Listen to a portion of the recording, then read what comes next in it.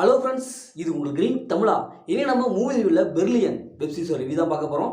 இந்த web series review பார்த்து நம்ம சேனல் சப்ஸ்கிரைப் பண்ணி உங்கள் ஃப்ரெண்ட்ஸ் ஷேர் பண்ணி சப்போர்ட் பண்ணுங்கள். பெர்லியன் 2023 நெட்ஃப்ளிக்ஸில் தமிழ் டப்பில் வெளியான ஒரு action suspense thriller web series. Julio, டெரிட்டா அலபென்சா, பெர்கிஸ் மற்றும் பலர் இந்த படத்தில் நடிச்சிருக்காங்க.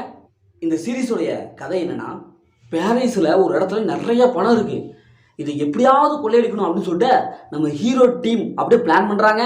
அப்படி பிளான் பண்ணும்போது அவங்க என்னெல்லாம் பிரச்சனை ஏற்படுது, அவங்க பிளான் பண்ணபடி அந்த பணத்தை கொள்ளையடிச்சிட்டு வெளியே வந்தாங்களா இல்லையா, அப்படி வெளியே வரும்போது அவங்களுக்கு என்னெல்லாம் பிரச்சனை ஏற்படுது, இறுதியில் இவங்களை எப்படி போலீஸ் கண்டுபிடிக்கிறாங்க, போலீஸ் கண்டுபிடிச்சாங்களா இல்லையா, இறுதியில் என்ன ஆச்சு அப்படிங்கிறதா இந்த வெப் சீரிஸோடைய ஆன்லைன்.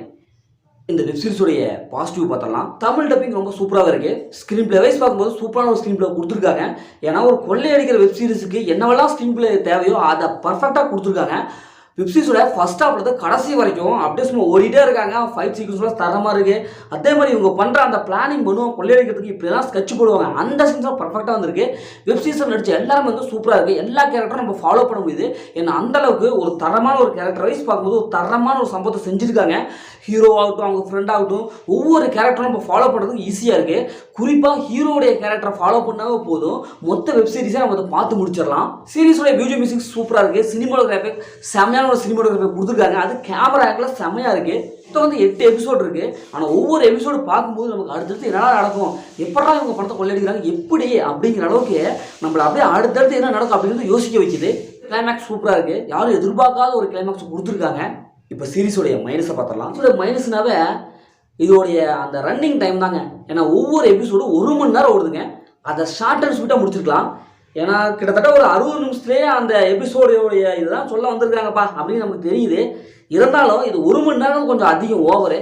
அதை கொஞ்சம் ஷார்ட் அண்ட் ஸ்வீட்டில் ஒரு அரை மணி நேரத்தில் இல்லைன்னா ஒரு 40 நிமிஷம் முடிச்சிருந்தாங்கன்னா ஒரு சூப்பரான ஒரு வெப் சீரிஸாக வந்திருக்கும். ஏற்கனவே மணி ஸ்டே இது மாதிரி நிறையா வெப் சீரிஸ் நிறையா படங்கள்லாம் வந்துருச்சு. அதனால் கதைகளில் எந்த அளவுக்கு ஒரு பெருசாக இம்ப்ரெஸிங் எதுவுமே இல்லை. ஏன்னா பார்த்து பழக்கப்பட அதே கதை தான். செகண்ட் ஹாஃப்லாம் ரொம்ப ப்ரெடிக்டபுளாக இருக்குது. நிறையா சீன்ஸ்லாம் எங்கேயோ பார்த்து பழக்கப்பட்ட அதே டோனில் தான் எடுத்திருக்காங்க. சீனில் எந்த விதமான ஒரு வித்தியாசமும் காட்டல. அதனால் செகண்ட் ஹாஃப் கிளைமேக்ஸ் போகும்போதே நமக்கு அப்படியே சலிச்சு போயிருது. ஏற்கனவே மணிஸ்ட்டு பார்த்துதான்ப்பா அதே சீன் தான் கொண்டு வந்துருக்காங்க அப்படிங்கிறது தான் இருக்குது. அதை கொஞ்சம் மாற்றி அமைச்சு ஒரு வித்தியாசமான ஒரு சீன் அவங்க ட்ரை பண்ணியிருக்கலாம். இந்த வெப் சீரிஸ் ஃபேமிலியோட பார்க்கலாம், கண்டிப்பாக ஃபேமிலியோட பார்க்காதீங்க. ஏன்னா அந்த மாதிரி வெப் சீரிஸ் நிறைய இருக்குது. ஃபேமிலியை தவிர்த்துட்டு தனியாக பாருங்கள். முதல்ல இந்த வெப் சீரிஸ் எப்படி இருக்குது, சூப்பராக இருக்கா இல்லை சுமாராக இருக்கா, இந்த வெப் சீரிஸ் ஒரு ஒன் டைம் வாட்சபிள் தான் நான் ஒரு படத்தில் சொல்கிறேன். ஓகே, இதே மாதிரி மற்ற ஒரு புதிய மூவிஸ் நினைப்போம். உங்களை பொறுத்த உங்கள் கவி பாரத்.